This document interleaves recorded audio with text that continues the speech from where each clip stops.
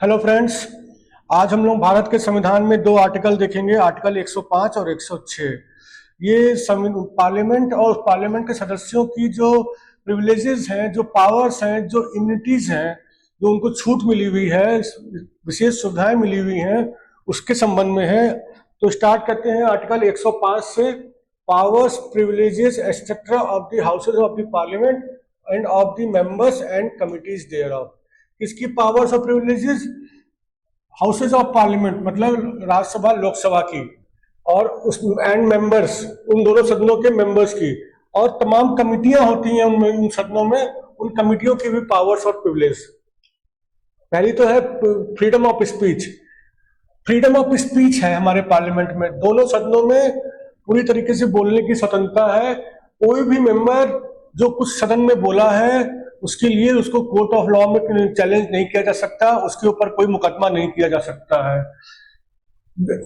ठीक है, पार्लियामेंट के अंदर बोले हुए। लेकिन ये जो फ्रीडम है संविधान के जो प्रावधान है उसके अंतर्गत रहेंगी, और जो रूल्स एंड स्टैंडिंग ऑर्डर्स बने हैं पार्लियामेंट को चलाने के लिए उसके अंतर्गत रहेंगी। लेकिन कोई भी कोर्ट में उसको बुलाया नहीं जा सकता कि आपने पार्लियामेंट में ऐसा बोला था। क्या क्या छूट है? वो किसी भी कोर्ट में नहीं बुलाया जा सकता, उसको उसके ऊपर मुकदमा नहीं किया जा सकता। किस किस चीज के लिए?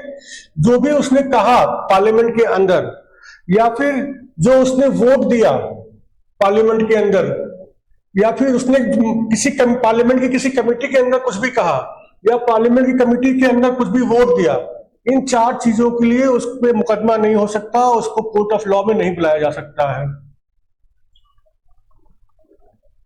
क्यों दिया गया है ये छूट मेंबर्स को?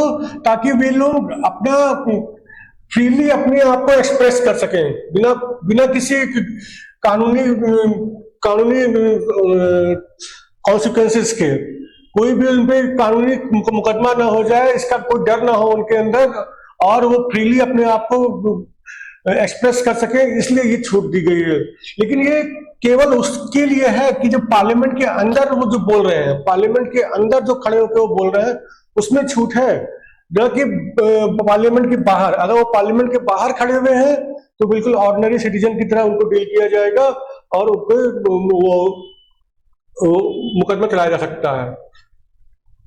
इसके अलावा पार्लियामेंट के द्वारा तमाम रिपोर्टें, पेपर, बोर्ड, सब प्रोसीडिंग्स पब्लिश की जाती हैं।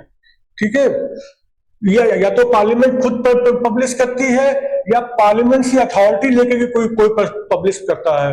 तो इसके संबंध में कोई भी व्यक्ति लायबल नहीं होगा, उसकी कोर्ट में मुकदमा उसके खिलाफ नहीं हो सकता है।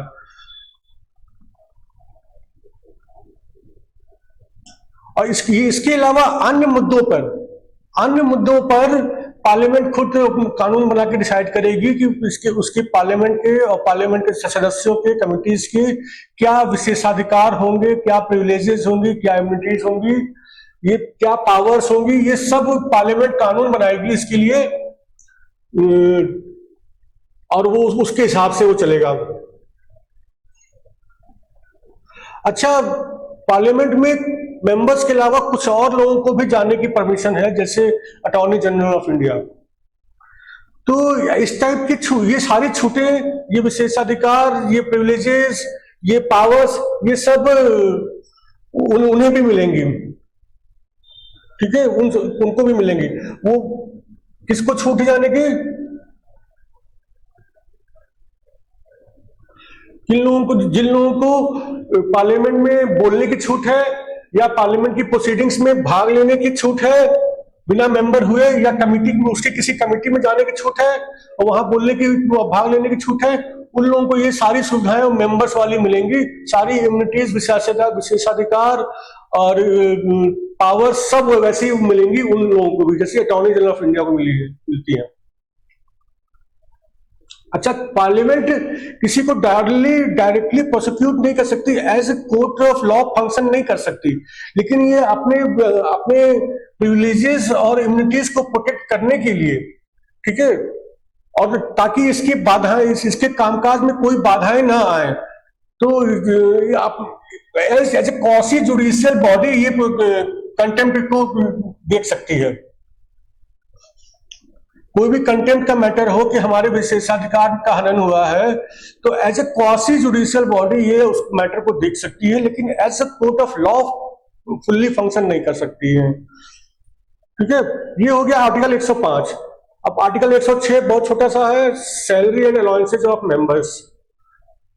पार्लियामेंट की मेंबर्स की सैलरी क्या होगी, जो पार्लियामेंट कानून बना के तय करेगी वही पार्लियामेंट की मेंबर्स की सैलरी होगी। इसके अलावा उनको हर अगर वो 5 साल कंप्लीट कर लेते हैं तो उनको पेंशन भी मिलेगी, दोनों सदनों के सदस्यों को। Thank you.